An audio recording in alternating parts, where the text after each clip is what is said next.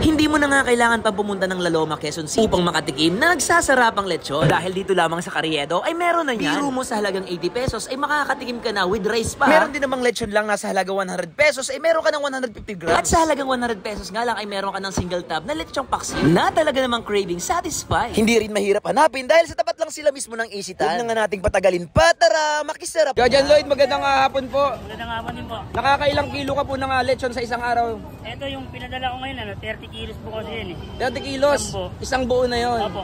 Pero kahapon pag Sunday, dalawang lechon yan. Dalawang lechon kapag Sunday? Kapag normal day lang, isa?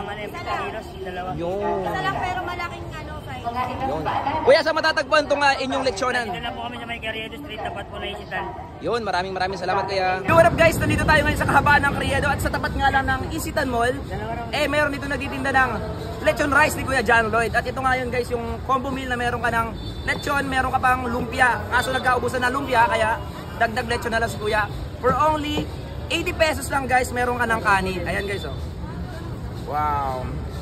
At syempre, bukod sa kanilang rice meal, meron din silang tawag dito, a la carte. 150 pesos, 100 grams na yon. Sana ka pa, di ba? Napakamura nun. Tikman na natin guys ang kanilang lechon. Nga pala guys, yung kanilang sauce is homemade. Tikman natin guys.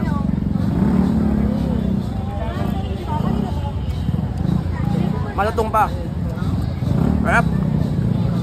Grabe guys, ang sarap ng nila, sauce nila. Madami na rin yung kanin nila. Ang ganda guys, ang lambot ng laman. Panalo.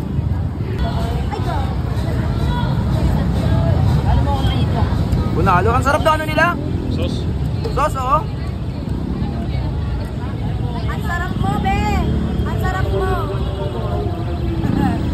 So guys, pagka mapapadaan kayo dito at nag-crave kayo sa lechon, Kuya John Lloyd, anong oras kayo nag-open dito? 10 ng umaga. 10 ng umaga? Hanggang maubos na dyan. Everyday ba kayo dito or? Everyday. Everyday. So ayan guys, sa mga nag-crave ng lechon, andito si Kuya John Lloyd. Tapat lang ng Isitan, everyday, alas 10 ng umaga, available ng kanilang lechon. Mainit-init pa. So hanggang dito na lang guys, kakainin ko ng lechon na to. Tara, makasarap na.